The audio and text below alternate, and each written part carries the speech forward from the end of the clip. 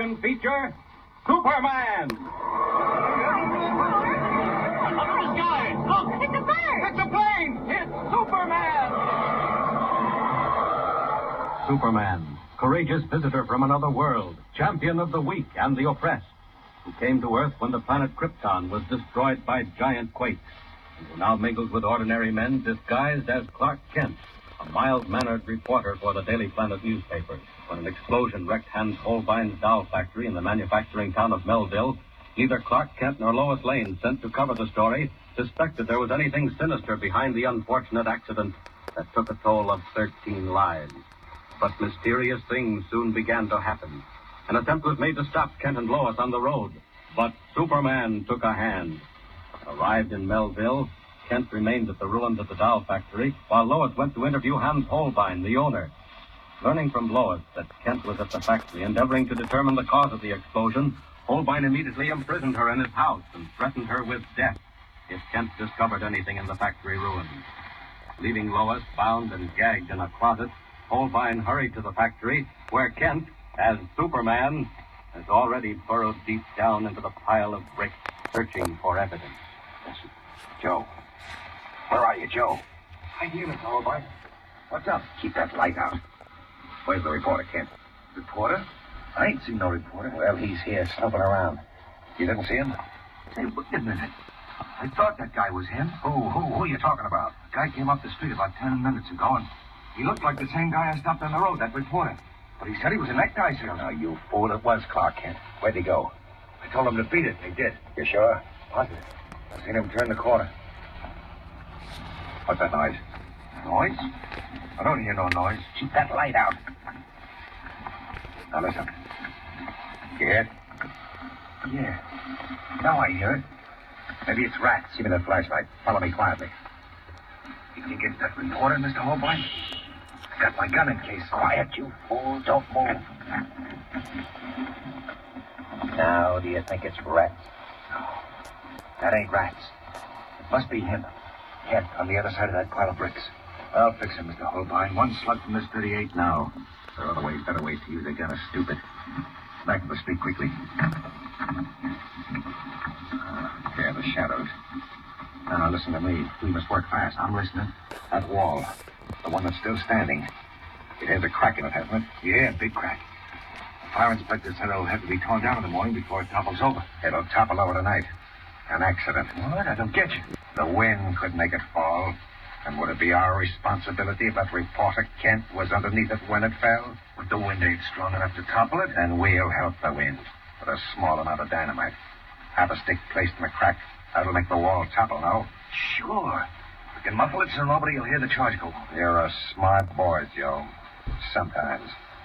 Now, there's one more thing. That girl, Miss Lane. She could be snooping around the factory, too, when the wall topples. Sure she could. All right. Take my car and go for her. She's locked in the hall closet, tied up. Here are the keys. Now, hurry. But don't let anyone see you. I'll wait on the corner. Okay. I'll be back before you know it. This is dusty work. I'm near the basement now.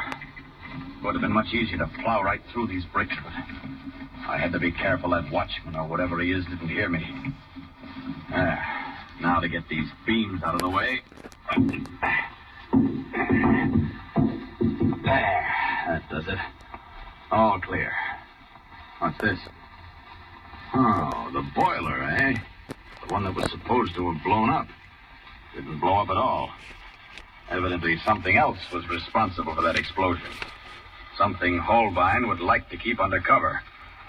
Well, it won't be under cover very long, not if I have anything to do with it.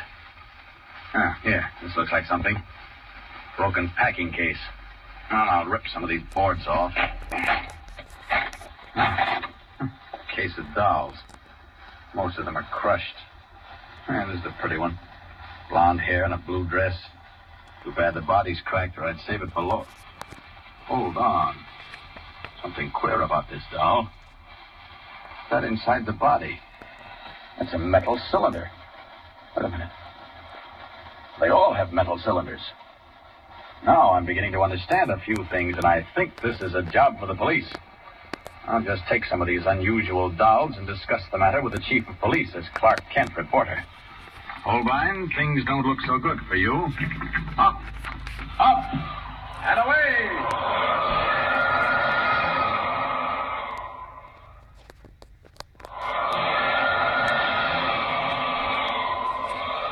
Red cape streaming in the night wind, Superman wings through the darkness, convinced he has stumbled on an important clue to the mysterious explosion in the doll factory.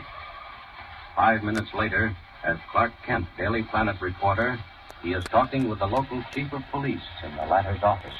As I said, Mr. Kent, there's not much we know about Holbein, except that he rented the factory a year ago, set up machinery, and began making dolls. Harmless enough business, if you ask me. Harmless enough on the surface. What do you mean by that? Here, Chief. Look at these dolls. Yeah? Let me open one. There. See what's in it? Yes. Powder. Glazed black powder. Looks like pepper. But I can assure you it isn't. Here, we'll just pour a few grains into this ashtray. Kent, it may be dangerous. Don't worry, Chief.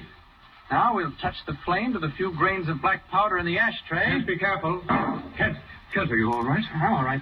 Chief, there's enough of this powder in each of these metal cylinders to blow a battleship apart. What? It's the most powerful explosive I've ever seen. And Holbein was packing it inside dolls. But why, Kent? Why? That's what we have to find out immediately. At least we know what caused the factory explosion. Someone must have set this stuff off accidentally. I'll have Holbein picked up and brought down here. He's got plenty to explain. No, wait. That's not the way, Chief. We mustn't let him think we know as much as we do. It would be better if you and I had a little private talk with him. Yes, maybe you're right. Chances are we'll find him at his house. You know, Kent, never in all my life would I have suspected anything like this. Clark Kent's plan is a good one. But unknown to him, Hans Holbein has already set his devilish scheme of destruction into action. At this very moment, he is huddled in the shadow of the factory wall that is still standing, while Joe, his helper, widens the crack in the wall with a mallet and spike. You say the girl, Miss Lane, fainted, Joe? Yeah. She was out cold when I opened the closet. Made it easy to handle. You took off the ropes and the gag before you put her inside under this wall, didn't you? Sure. Good. It must look like an accident. Is that reporter still in there snooping around? He must be. He didn't come out on the street. There now. She's ready for the dynamite. I wrapped the stick in cotton batting and muffle it. Here she goes. Put a long fuse on it, Joe. 5 minutes. Time enough for us to get back to the house. Good. I better light the fuse. What time is it? 5 minutes to 10. Means she'll blow at 10 sharp. Here she goes. Joe, a car coming up the street. Quick, this way.